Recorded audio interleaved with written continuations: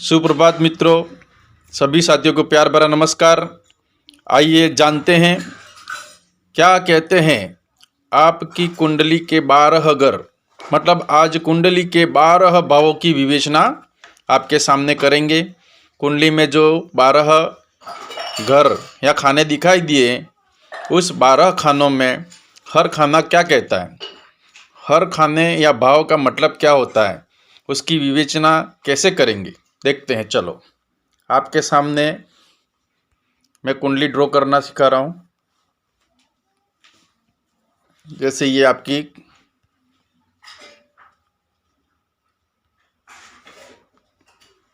ये कुंडली के 12 भाव बन गए।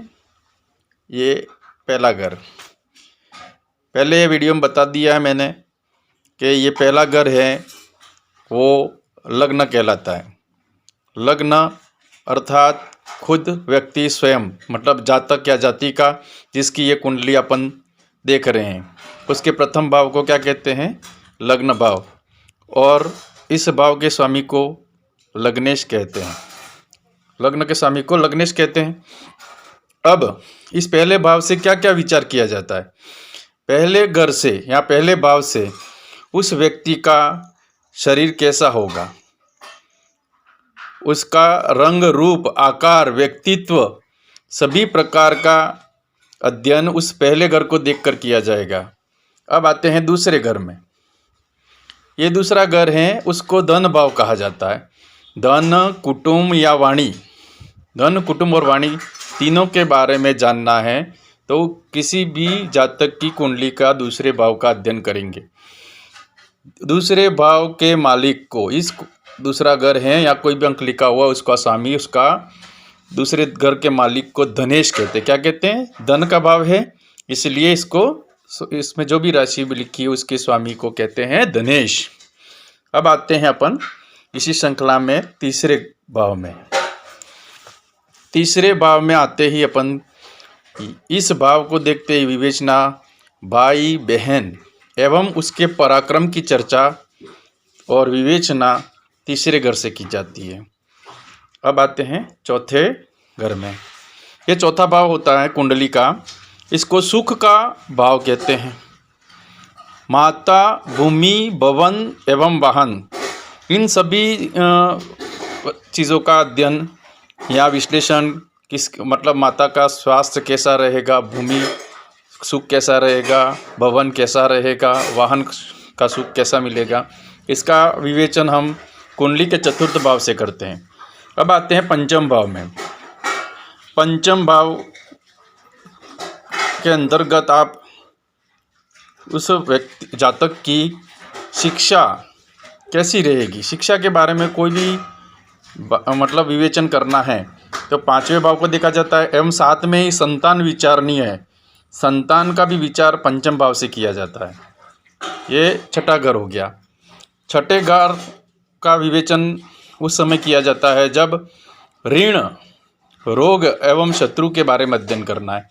किसी जातक का यदि ऋण से ग्रस्त है, रोग से ग्रस्त हैं या शत्रु से पीड़ित हैं तो अपन छठे घर संबंधी अध्ययन करते हैं।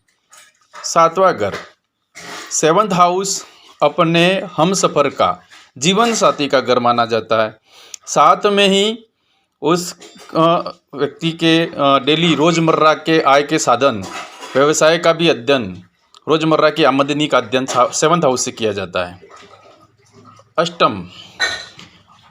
अष्टम घर का विवेचन गूढ़ बातों के लिए, रहस्यात्मक, इसके अलावा कष्ट, भय, पीड़ा आदि का अध्ययन अष्टम भाव से किया जाता है।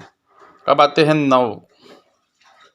नौवें घर में। नवम भाव, नवम भाव है, उसको भाग्य का घर माना जाता है। साथ में पिता का सुख देखना है तो नौवें घर से देखते हैं। अब आते हैं 10वें घर में। ये आपका कार्य क्षेत्र बताता है। किसी भी जातक की यदि व्यवसाय करेगा या नौकरी करेगा या उसका कार्य क्षेत्र क्या रहेगा, उसके बारे में अध्ययन करना है या विवेचन करना है तो उस कुंडली के 10वें, उस जातक की कुंडली के 10वें घर का एनालिसिस करना आवश्यक है। 11th हाउस, ये लाभ का घर माना जाता है। इस लाभ के घर में बैठा कोई मतलब अंक लिखा है, उस अंक का स्वामी लाभेश माना जाता है। सप्तम में बैठा हो तो उसका सप्तमेश कहा जाता है। नवा घर है ये, इसमें बैठा है कोई भी राशि है, उसके स्वामी को क्या कहता है? भाग्येश। और ये पंचम भाव है, इसके मालिक को पंचमेश कहते हैं।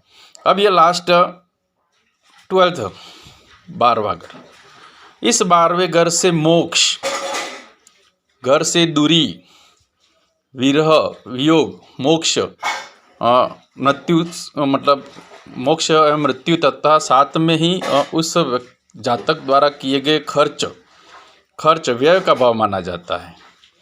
हमने 12 घरों के बारे में विवेचना ये कर ली कि ये घर कहलाते हैं। अब कोई भी एक काल पुरुष की कुंडली मैंने बताई है सभी घरों को दर्शाने के लिए। ये कभी ये लग्न की कुंडली नहीं है अभी, हालांकि मेष लग्न की कुंडली मान सकते क्योंकि पहले घर में अपन ने एक लिखा है, लेकिन यहाँ ऐसे ही 12 प्रकार की कुंडलियाँ होती है। अब अंक के अंदर अंक क्या लिखा होगा वो उस घर का स्वामी माना जाएगा।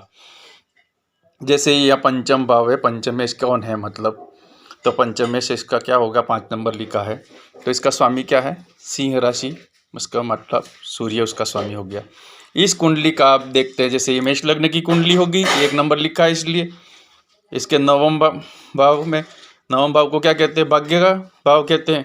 तो इसका भाग्येश क्या हो जाएगा? 9 नंबर लिखा है। 9 नंबर कौन सी राशि है? धनु राशि। और इसका स्वामी कौन है? बृहस्पति। तो बृहस्पति को क्या माना जाएगा? भाग्येश माना जाएगा। लग्नेश क्या कहा जाएगा? 1 नंबर है तो मेष राशि, मतलब मेष लग्न का स्वामी मंगल है, उसका लग्नेश हो गया। पंचमेश हो गया सूर्य, भाग्येश हो गया गुरु, और व्ययेश, व्ययेश का होगा तो 12 नंबर कौन होगा? गुरु। सप्तमेश कौन होगा? 7वां तुला राशि शुक्र। ऋण रोग शत्रु, इसका मालिक कौन होगा? 6ठे का बुध। ये एक बार मैं पुनः रिपीट इसलिए कर रहा हूँ कि आपको पहले दोनों वीडियो दिखे हैं, वापिस उसका रिपीटेशन हो जाए, आपको अच्छी तरह से याद हो जाए। अब कोई भी कुंडली हो, उस कुंडली में मुख्यतः केंद्र एवं त्रिकोण, त्रिकोण को मुख्य माना जाता है। लग्नेश यदि किसी कुंडली का बलवान है तो सभी प्रकार के योग फलित होते हैं। इसके साथ शिक्षा, संतान, विद्यार्थियों के लिए अधिकतम हम पंचमेश को देखते हैं, और साथ में ही ये नवम भाव, ये त्रिकोण है, लग्नेश, पंचमेश एवं भाग्येश। ये इंपॉर्टेंट माना जाता है, इनको ही अक्सर मजबूत किया जाता है, और ये उस जातक के लिए हमेशा फायदेमंद सिद्ध होते हैं। कहीं वो अशुभ या पीड़ित अवस्था में न हो या नीच राशि में बैठे हो। ठीक है, आज यही बताते। और इसके साथ में इसको कोई भी लग्न कुंडली है, इसमें जो मारक या खराब घर माने जाते हैं वो बता देता हूँ साथ में। शुभ तो बता दिया मैंने, लग्नेश अच्छा बलशाली होना चाहिए, पंचमेश होना चाहिए, पंचमेश को बल देना चाहिए या भाग्येश को बल देना चाहिए। अब बता देता हूँ कि खराब घर कौन से माने जाते हैं। 6ठा भाव, ऋण रोग शत्रु को कोई नहीं चाहेगा, कोई भी जातक नहीं चाहेगा कि आपके ऋण हो, रोग हो, शत्रु हो, तो 6ठा भाव खराब माना जाता है। अष्टम पीड़ा, कष्ट, भय, अष्टम भाव, 6ठा भाव, ये अष्टम भाव, और 12वां भाव ये कुंडली के अकारक या मारक भाव कहा जाता है। सर कभी कभी अपन धन भाव को भी मारक भाव मानते हैं। इस प्रकार कुंडली में अभी शुरुआत है।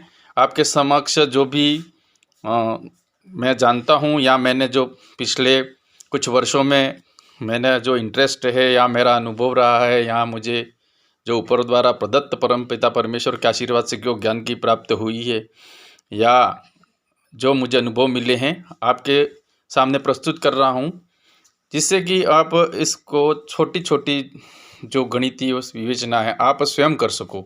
इसके लिए कहीं आपको जाना नहीं पड़े, आप घर बैठे ही कुछ एनालिसिस थोड़ा बहुत कर सकते हैं। जैसे लग्नेश, पंचमेश, भाग्येश ये होते हैं, मारक भाव कौन से होते हैं। कभी कभी पता नहीं लोग ये मारक भाव के भी रत्न धारण कर लेते हैं, तो ये कुछ गलत मतलब देखा है मैंने, इस कारण ही मैं ये वीडियो बना रहा हूँ। आप सभी साथियों को बहुत बहुत आभार, आपने मुझे सुना, साथ में जो मैंने प्रस्तुतिकरण दिया। आप सभी को आपसे आशा करता हूँ कि वीडियो को please like, share and subscribe कर मुझे इस विद्या में आगे प्रस्तुति के लिए प्रोत्साहित करें। धन्यवाद, आभार। जय हिंद, जय भारत।